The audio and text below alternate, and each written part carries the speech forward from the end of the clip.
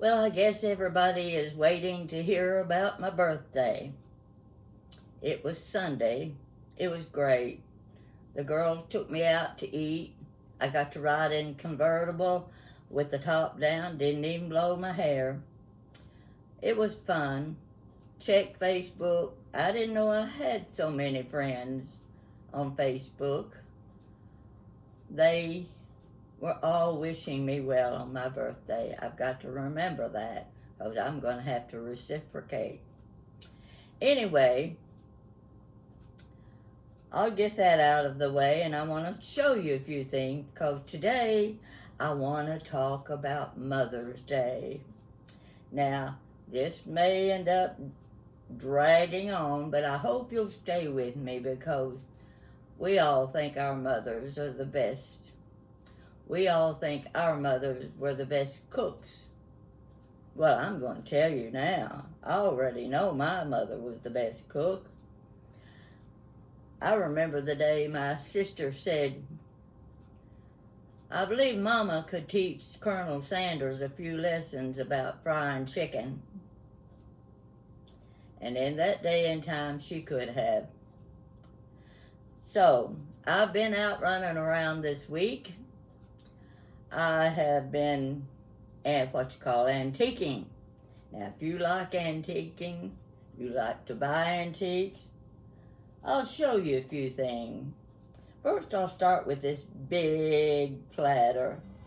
Oh, don't you just love that? Isn't that a beauty? It's heavy. It means whenever I use that, I'm going to be cooking a lot of meat and feeding a lot of people. But I just couldn't resist it. Had to have it. Here's one of the table linens, just one of them. Lots of napkins. Can you see the design in the corner? Oh, this table cloth is in perfect condition. I can't wait to dress the table with it. It's so pretty. It has 12 napkins that match it. Here's something else I picked up. You're going to be jealous. You ever seen one of these little turkeys? Now I know they're reproducing these things today, but this one is very old. And I just love it. I'd give anything to have a full set of the turkeys. Take a close look. Now, let's see. I've still got my birthday bouquet, and I had to cut it back a little bit because some of the flowers were beginning to wilt. So I put them in this pretty little vase that I also picked up when I was looking at antiques. You like Demitasse cups and saucers? I've got 12 of these. Take a close look at that pretty little plate. Isn't that a beauty? And here's the little cup that matches it. You come to my house and we'll have tea and crumpets. Scones like the English have. I got to eat in an English cottage once, and gee, that was a thrill of a lifetime. That's another story. Are you familiar with salt dip? Or some people call them salt cellars. These are shaped like little shells. Very pretty. I only have 4 of these. But take a look at this. This is the cutest thing I've ever seen. This is a little salt cellar. Wish I could get it where you could get a better look at it, background. Teeny tiny thing. I have 12 of these. It's not every day you're going to find 12 matching salt cellars, but these are beauties, and I was just thrilled to get them. Now, I'm going to show you one other thing. Take a look at this. You see the size of it? It's 6 inches across. I don't know what they call it. It might be a little nappy. But this was given to me as a bonus because what I was really buying was this. Can you see it? I don't want to lift it because I'm afraid I'll chip it. You see this? Cake stand. It's the biggest one I've ever seen. The pedestal is about 8 inches high. This cake stand was used in a wedding in 1905, and this matches it. I just set it right on top. I couldn't walk away from that. There are a few other things here, but anyway, those are the basic things I wanted to show you what I've been doing this week, and even got a couple frogs here somewhere. You know the kind of frog I'm talking about. These kinds you decorate in flower pots and vases. Got 2 of them. She gave these to me. Very kind, generous lady. So, now let's get on to Mother's Day. I think the last real Mother's Day we celebrated would have been 1998 or earlier. 1998 was the year my mother died. She was 101 and a half.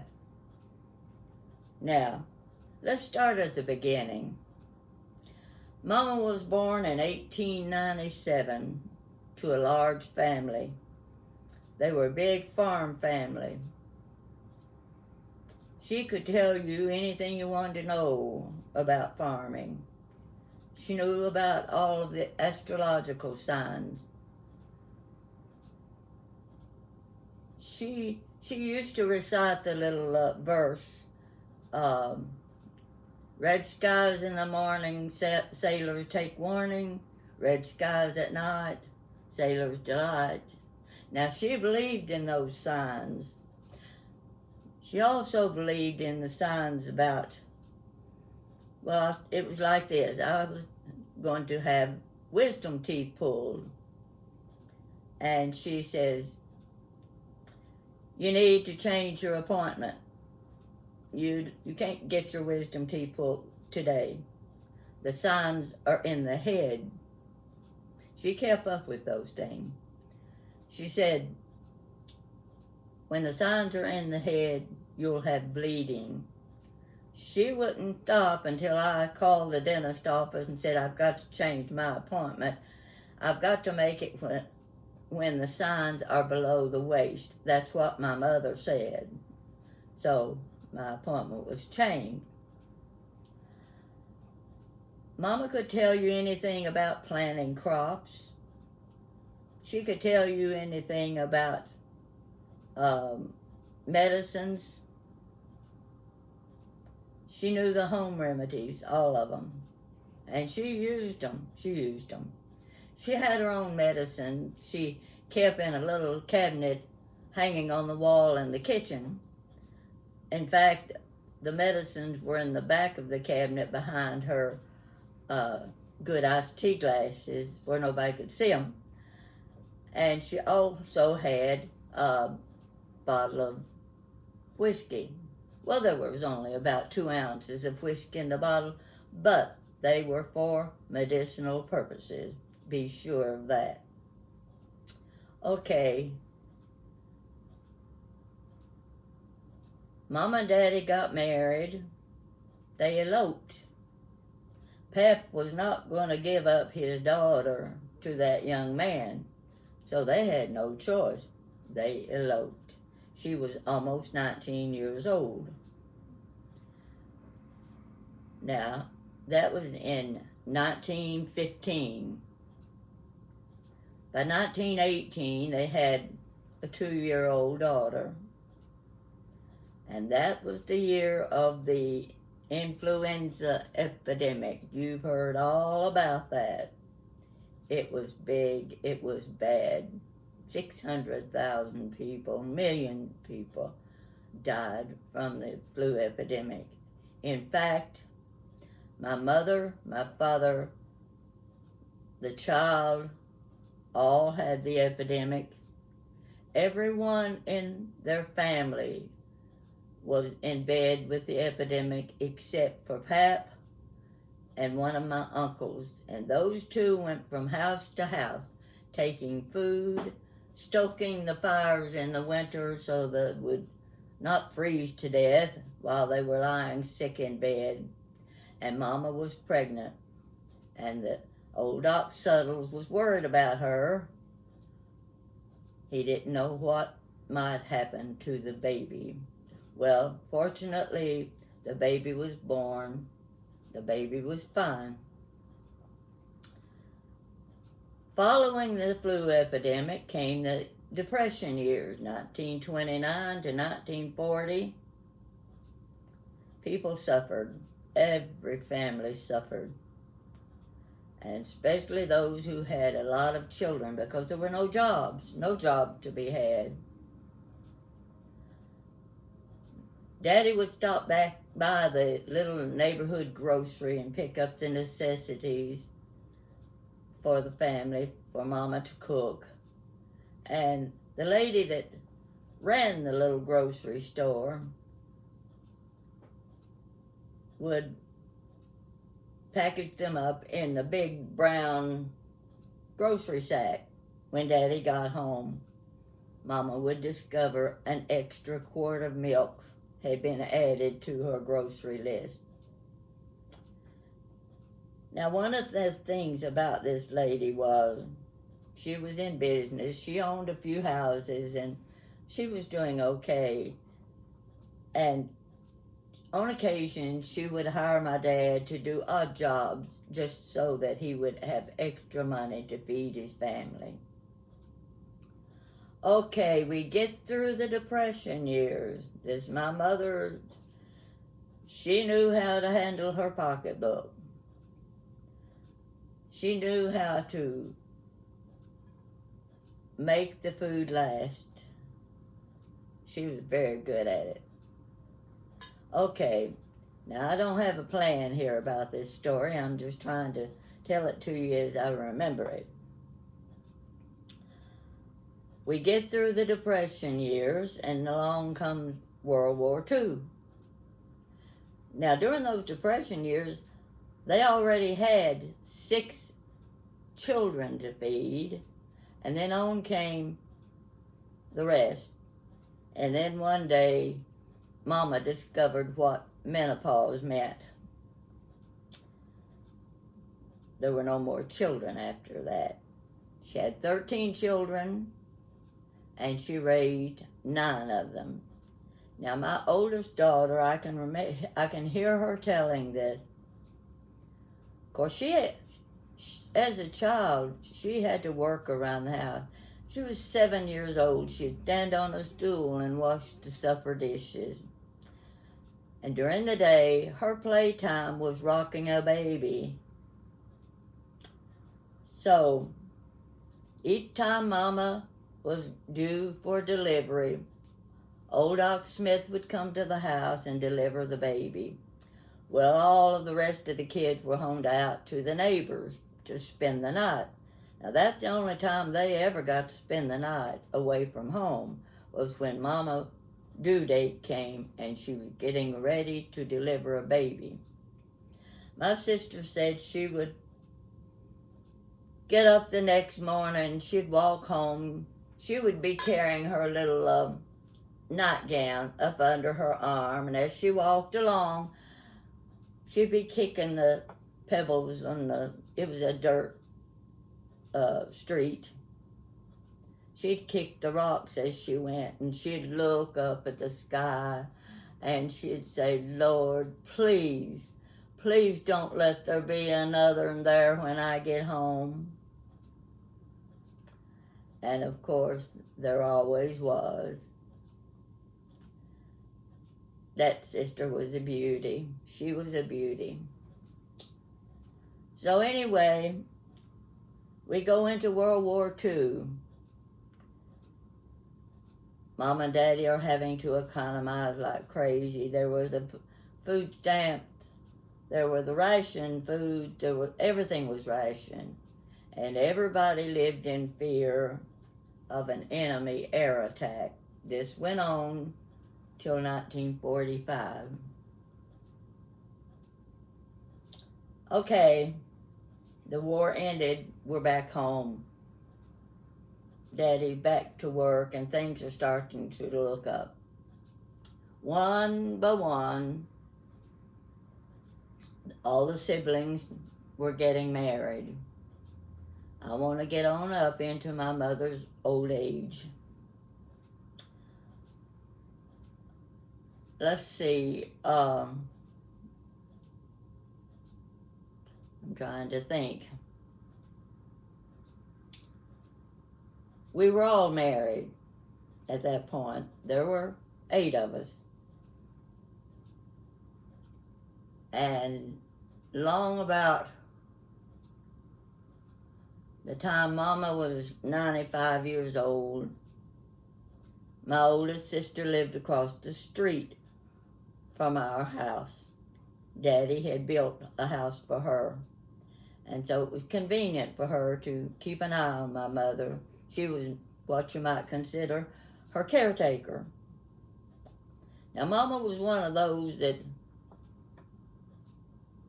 she was the boss of the family, not Daddy. Daddy was always gone. And Mama didn't believe in sparing the rod and spoiling the child, that's for certain. But every now and then she'd threaten us with Daddy. She had her bluff on us there, because Daddy never knew he was being used that way. So, anyway, Mama's 95 when my oldest sister gets cancer and she dies. That was 1992. Oh, there was Mama left. My sister had brought her supper to her every night. She was a wonderful cook, the cleanest person I've ever known. And every night, 6 o'clock, she walked across the street with a plate filled with good vegetables, something nutritious for Mama's supper. Well, when Mama was gone, when Inez was gone, Mama panicked. What was she going to do? For certain, she wasn't going to the nursing home. She made that clear. Okay, we hired caretakers for her during the day. They stayed with her during the day, and she was okay at night. So anyway, she gets to be 98 years old. She's still living there alone. Every now and then, she'd get this urge to go to the hospital. She needed to go to the hospital. Why do you need to go to the hospital? Well, I just need to go to the hospital. Well, on the occasion that she did go, they'd take her in through the emergency room, and after she was examined, she would be admitted to the hospital. And the next morning, she'd wake up, throw the covers back, and she said, "I'm ready to go home now." Well, a young intern standing there, and he says, "Elizabeth, you can't go home. You have pneumonia." Now, that bout of pneumonia lasted 4 weeks. And Mama did her best to drive us all crazy. She knew what she was doing. She liked attention. Every nurse in the ward had heard the family history 2 or 3 times. Anytime Mama could get attention, she told the family history.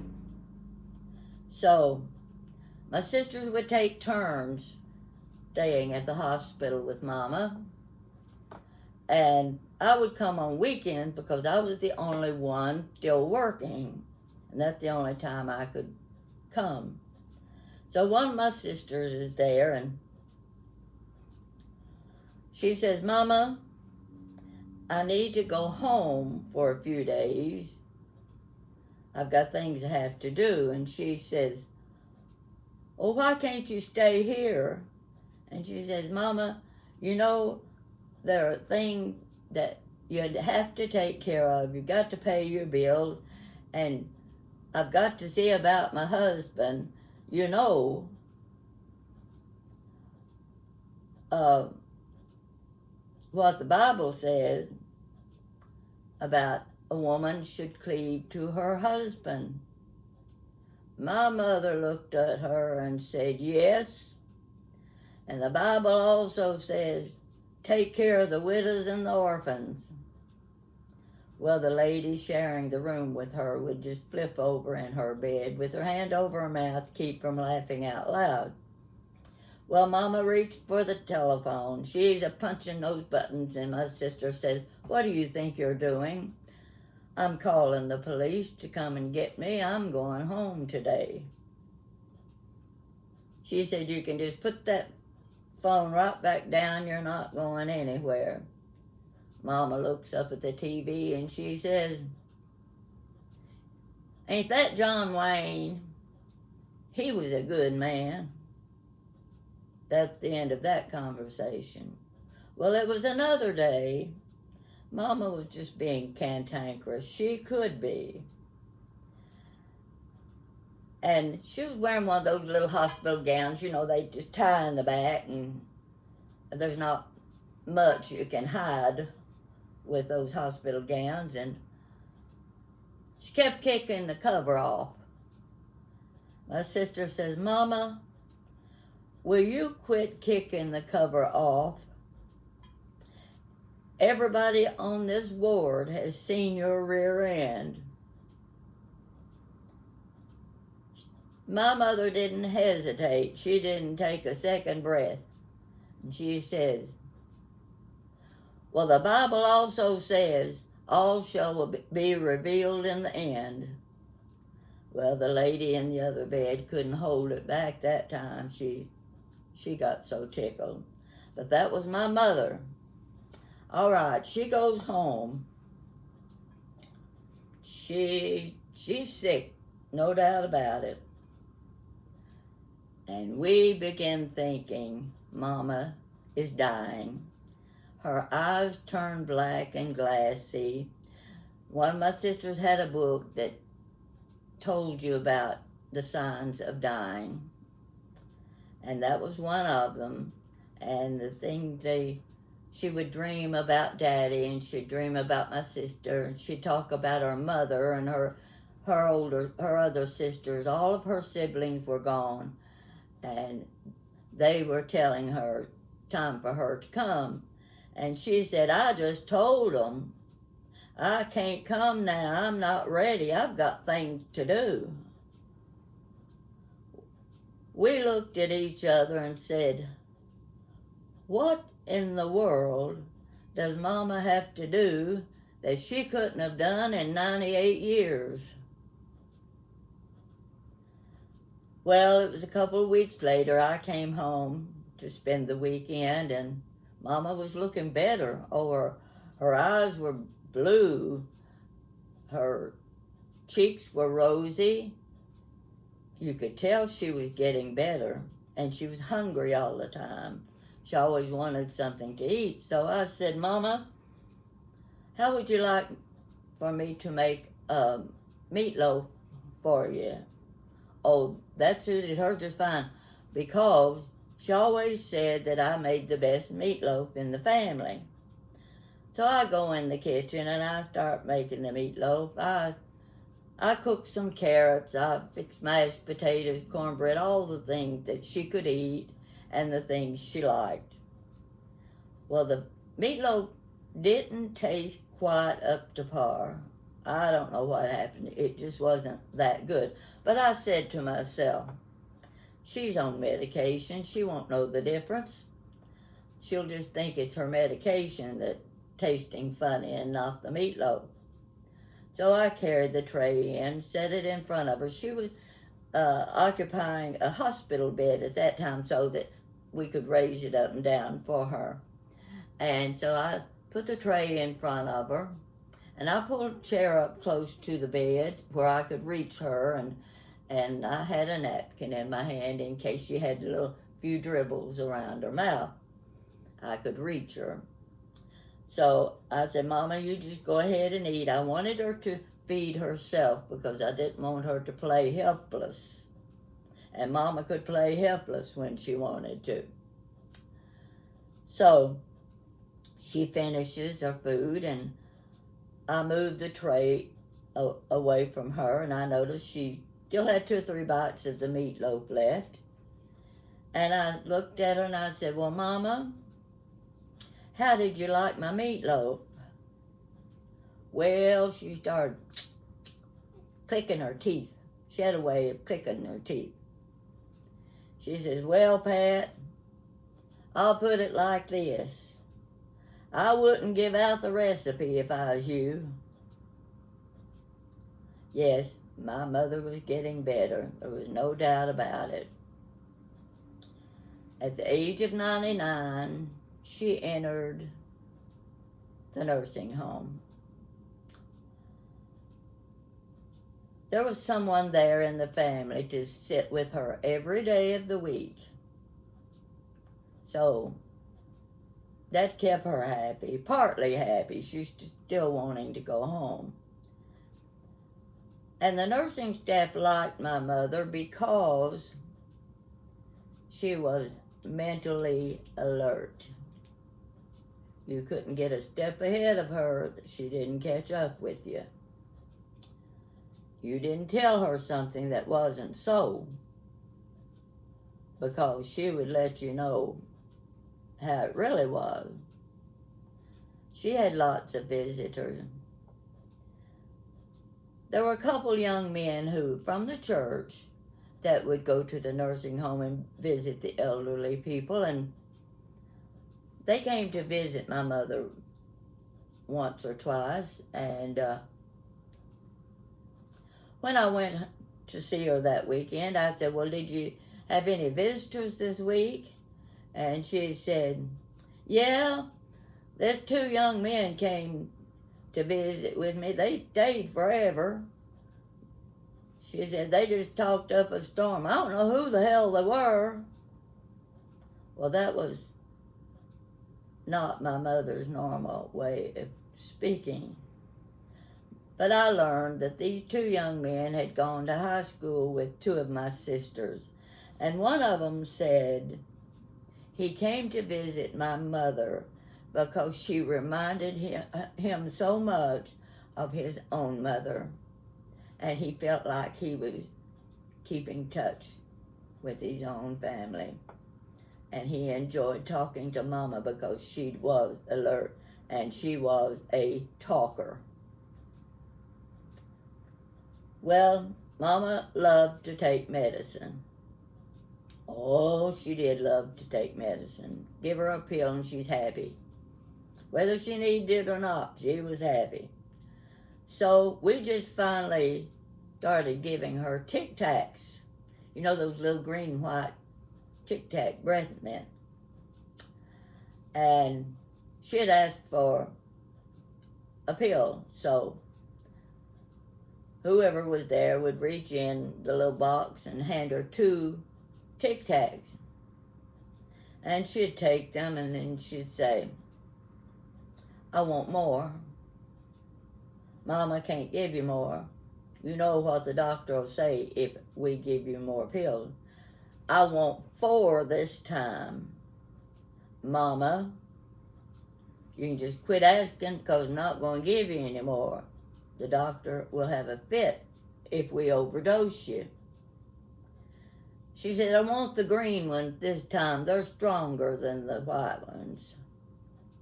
We told the doctor about our method of medication. He went along with that. One morning I walked in. Mama was sitting in her lounge chair. Now this is the hour of the morning when the aide came through and they changed the beds and pillowcases and brought in new towels and washcloths.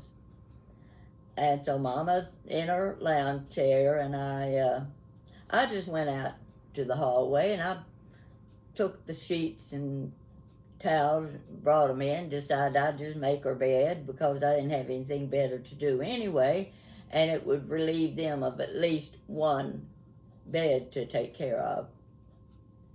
Well, while she's sitting there in her chair, she says, that old bitch won't let me back in bed. I said, what are you talking about? Just what I said. That old bitch won't let me get back in bed. Well, that I couldn't help but get tickled, and I thought, now who is the person that wouldn't let her get back in bed? So I'm walking down the hall, and I ran into one of the technicians and one of the therapists, yes. And I said, well, Mama's complaining this morning that she said that old bitch wouldn't let her get back in bed, and the therapist laughed real big, and she said, I'm that old bitch. She said she needed the exercise, and I wanted her to stay out of the bed for a while. So these were the kind of things that went on from day to day, and they could always count on Mama coming up with something, but she loved to tell her stories. She loved to talk about her kids and her family. So it come time, Mama's having her 100th birthday, mind you. She's still just as alert as any of us. And I said, we're giving Mama a birthday party right here at the nursing home. So I got permission. They said, yes, you can use the dining room on her birthday. You can have the use of it from 2 till 4 o'clock. Okay, I started working on it. I had a friend who was a caterer. She fixed me the most beautiful cake you ever saw. I got out my lace tablecloths, had them ready, candle holders, everything. We sent out invitations. Now, she didn't have any living siblings. There were so many cousins and nieces and nephews that were already gone. The family tree was losing so many leaves on its branches. So anyway, I bought 100 balloons. It took us half a day to fill those balloons with helium. And we hung them around the room. One couple from her church walked in with a bouquet of orchids, beautiful orchids. They had a greenhouse, and they brought them to my mother. Well, she was a member of the church that my dad had built, and she loved the young pastor. The young pastor somehow or other was related to my dad. I don't know how it was, I just know they were cousins. And my dad was very fond of this young man. So my mother kept saying to my sister, call Bob Lockhart, make sure he comes to the party. Okay, Mom, don't worry, I'll take care of it. She called Bob Lockhart, and she says, Bob, I don't care what you're doing. Put it aside. My mother has been asking every day if you are coming to her birthday party, and I told her you were. So you better plan to be there. The day of the party, my sister and I bought her this beautiful pink robe to wear.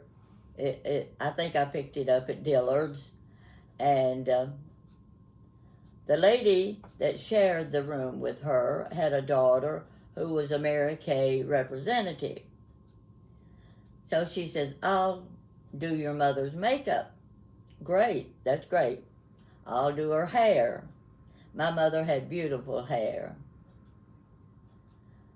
she said, I'll come and I'll bring all my cosmetics and I'll get her fixed up. So one or two of my sisters were there to lend a helping hand, and they were working on my mother. And my mother said, I don't know why y'all are going to all this trouble. Everybody I know's dead. There won't be anybody coming to my party. Oh, don't worry, Mama. There'll be a lot of people come to your party. Of course, she had enough children, grandchildren, that would take care of about 20 of them. So, the young lady, she put her makeup on my mother, and she says, now I'm going to put some mascara on your eyelashes. She said, are you going to make me look like Tammy Faye Baker? You just couldn't get ahead of her no matter what you said or did. They got a laugh out of that. So everybody's there in the dining room. They're waiting. All of the guests have come. We even asked the residents who were ambulatory to come in and join the party too, have cake and punch. And they were loving that. So they wheeled my mother into the room in a wheelchair. The room was full. I'm telling you, there were at least 100 people attending my mother's 100th birthday party. It couldn't have been better. All those people standing around looking, talking, hugging, and she motioned to me. So I'll go over and I lean down. What is it? And she said, is Bob Lockhart here? I pointed and I said, that's him standing right over there in the red sweater. She looked over. He was already looking at her and grinning from ear to ear. 100 people at her birthday party, and the only one she was interested in was Bob Lockhart. He was a fantastic man. He's gone now too. Anyway, I want to show you one more thing. No, there's two more things. Talking about my mother being the good cook, she was. She definitely was. And during those lean years when neighbors didn't have jobs, it didn't matter how many mouths there were to feed in our house. My mother had a platter like this. She filled it full of chicken and dumplings, homemade rolls. There was salad. There was dessert. Anything. The green bean. That platter was full, and then she called me to the kitchen just a little before time to set the table, and she handed me the platter and said, now you take this to the neighbor. She was talking about the neighbor who had once owned the little grocery store, the neighbor who had put the extra quart of milk in the grocery sack, the neighbor who had given my dad a job when he was out of work. There was this neighbor, her son, and her granddaughter living alone, and there would not be a holiday dinner for them. And I had to carry this big platter down the path through a field, up those front steps, and had to knock on the door with my foot. And when the lady opened the door, I said, Mama thought you might like to have this for dinner. That's the way my mother was. Now, among the things that she cooked that we loved was banana pudding. On Saturday, she would banana pudding, and she'd dare us to touch that banana pudding. It had the big meringue on top that was just gorgeous. And she'd say, nobody touches it till we've had Sunday dinner. Well, we were all rustling around on Sunday morning, getting ready to go to Sunday school and church, and us girls, we didn't take time to eat breakfast. So just before it was time to leave for church, I'd sneak into the kitchen and I'd take a big tablespoon to the refrigerator and I would push back the meringue and dip in a big spoonful of banana pudding. And then I'd smooth that meringue back over the hole in the banana pudding, thinking my mother would not know I had done it.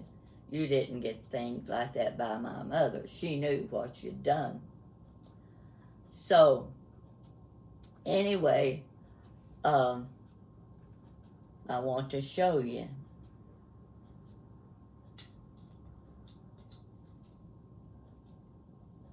This is my mother's banana pudding bowl. She used it every weekend until she was no longer cooking. And I love it. I love this bowl. It's one of my treasures. Now the other thing was even better. You're going to like this. When my mother was young, she had long auburn hair, very pretty hair. And when I was a little girl, ladies wore what we called rats. Now some of you will know what I'm talking about, the younger generation won't. Rat was rolled up and it had a stretchy string on it where you could put it on the back of your head. The string came across your head, and then she took her hair and she rolled it around the rat. You'll see this in old 30s and 40s movies. The women will have that pretty roll, perfect roll around the back of their head, and it was done with a rat. Now, I can't remember when my mother decided to cut her hair.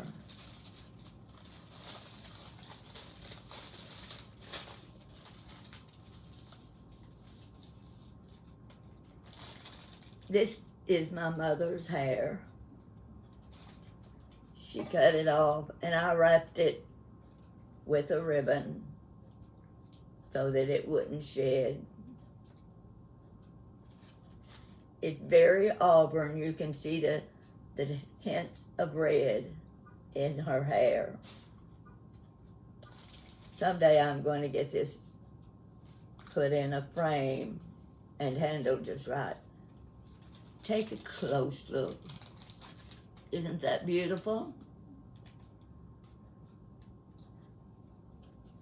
This is probably close to 100 years old.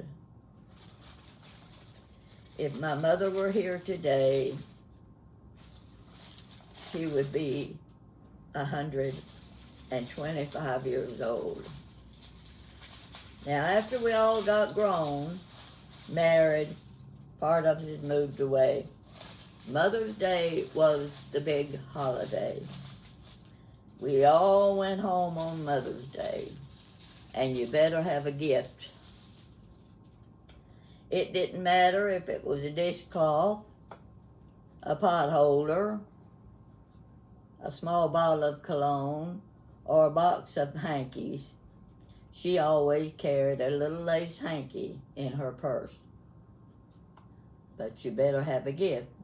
As she grew older, they started bringing in potted plants and hanging basket. All around the roof of the porch line were hanging basket.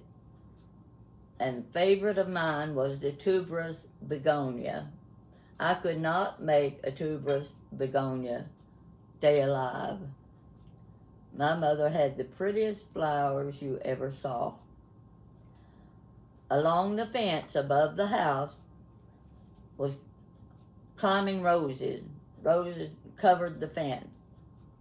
But Mama would plant dahlias and gladiolas along the fence. Now, you know they're big. They've got big, long stems. And you better have a stake or something to tie them to, because they were top heavy and they would fall to the ground. What did my mother use to tie up her dahlias and gladiolas? Her nylon hose that had runs in them, and she couldn't wear them anymore.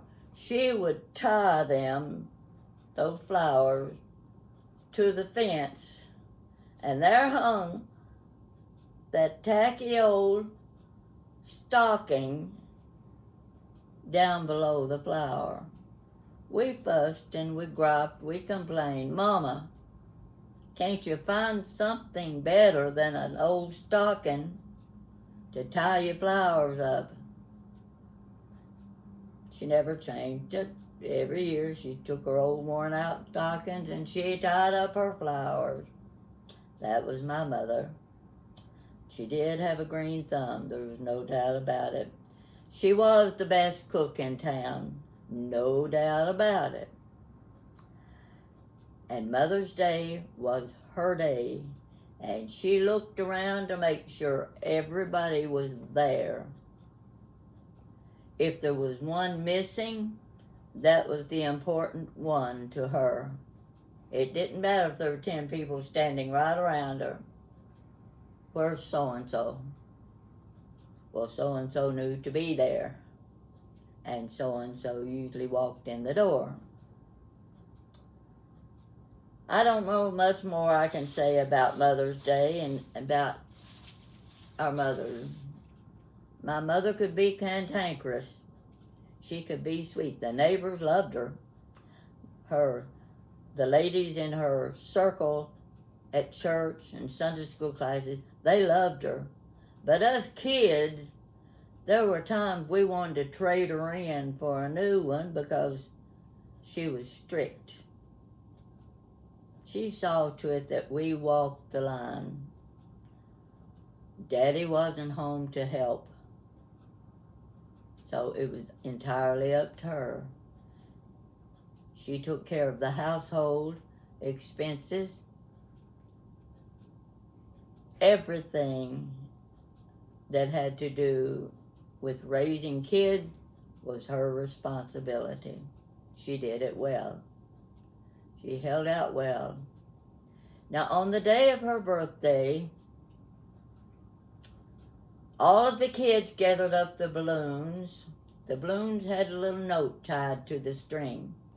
And on that little note, it said, "If you find this balloon, please call Elizabeth at," it gave the phone number on her 100th, and let's see, how was it? And congratulate her on her 100th birthday. Well, I was real anxious. I just knew somebody was going to call. I know they will. Now, this was in Kentucky.